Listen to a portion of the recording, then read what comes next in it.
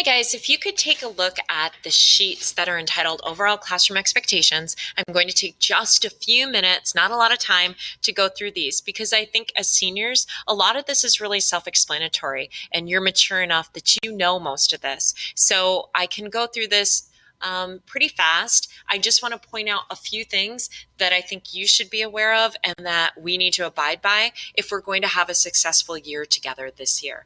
So if you look at the top, I first of all wanted to point out that my contact information is there, and I really prefer email. If at any point this year, and I'll tell you right now, a lot of times it's when the senior paper comes into play, when we're doing that, or even toward the end of the year when graduation is, coming upon you and things are getting stressful and you have questions about the project that we're working on or the final exam, whatever it is, contact me. Don't be scared to email me. I check my email frequently. I check it at home. I check it at night, and I'm very good about getting back to you right away. My phone number is up here too with my extension. You're more than welcome to use that. I'm not always in the room though. But even with your parents, if they have a question, please tell them that they're more than welcome to call me here in the classroom. As far as respect, you guys know this. Being good listeners, when I'm talking, you're listening, cooperating. I just wanted to point out something here. We're going to be working in groups quite a bit this year.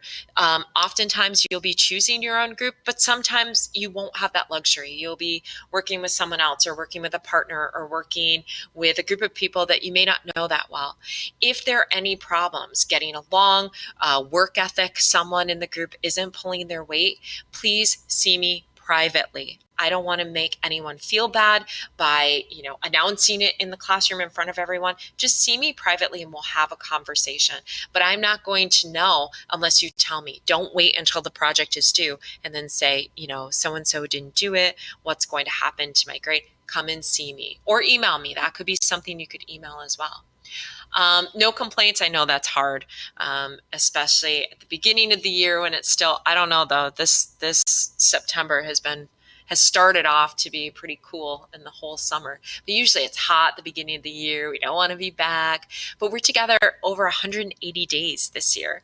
So, and I like to laugh. I like to have a good time, but that means the rules need to be followed. And I'd like us to stay positive. As far as number 4 goes, my cell phone, my electronic device policy, I've really changed that. So you might want to cross that out and just pay careful attention to this. I used to have my seniors put their cell phones in a basket at the front of the room.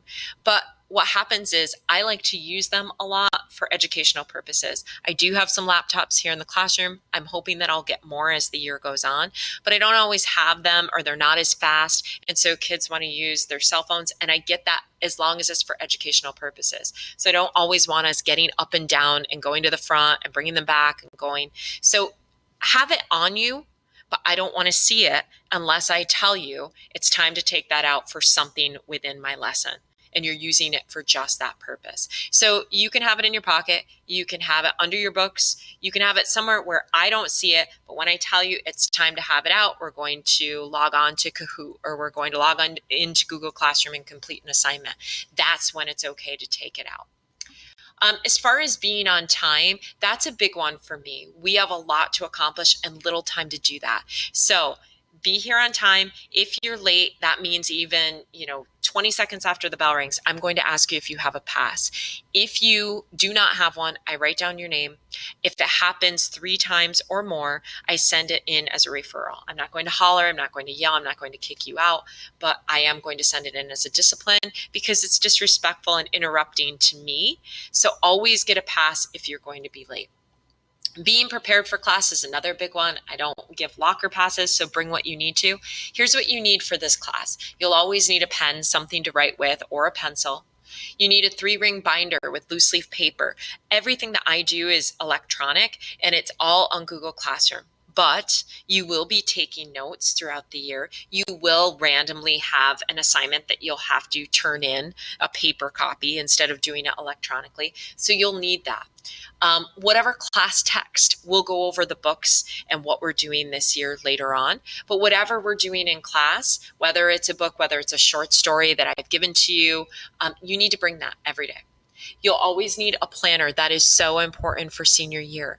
I'm old school. I like a paper planner. I do use my phone and the calendar on there for certain things, but I really like the paper planner so it's all in front of me. I see it. This senior year is going to be so busy for you. You'll have very specific and strict deadlines with the senior research paper. You have things with colleges, with the military, with ACTs, with SATs, with guidance, all kinds of important dates, cap and gown.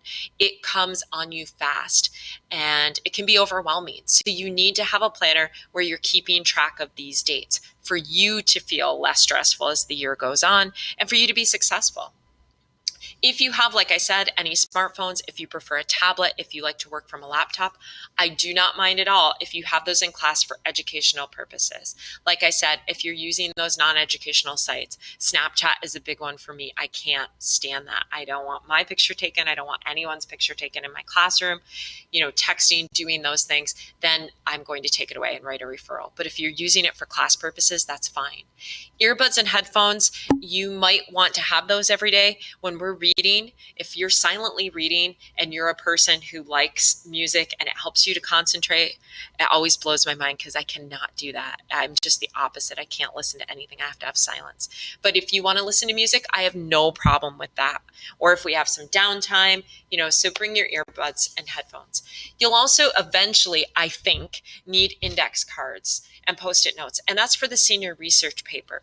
I would hold off on that for a little bit. I have a student teacher who's coming at the end of October, and she's already decided that that's the unit she wants to teach with you guys, the senior research paper, which I think is great because she's young. She's just out of college. She knows the most modern research methods and what they're doing at the college level that's going to help prepare you.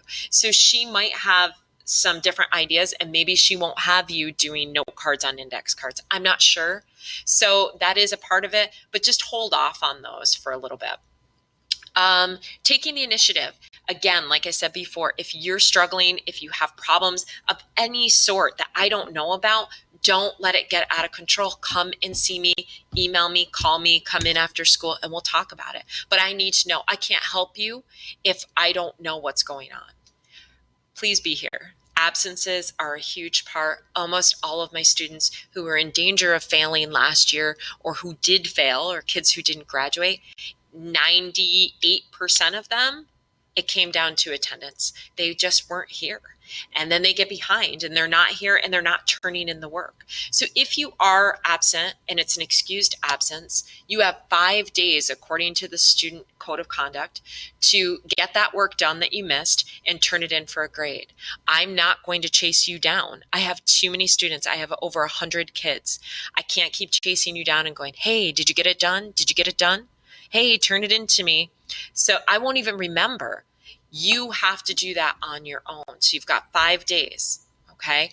Check Google Classroom. You can come in and see me, but everything day to day is on Google Classroom. So like I said, you can see me after school, see me before school. I'm not really here early in the morning. I get here about 7:30, 7:20. You can come and see me during my planning, during 10th, or during my study hall 4th. Email me, but the most important thing is just to check Google Classroom.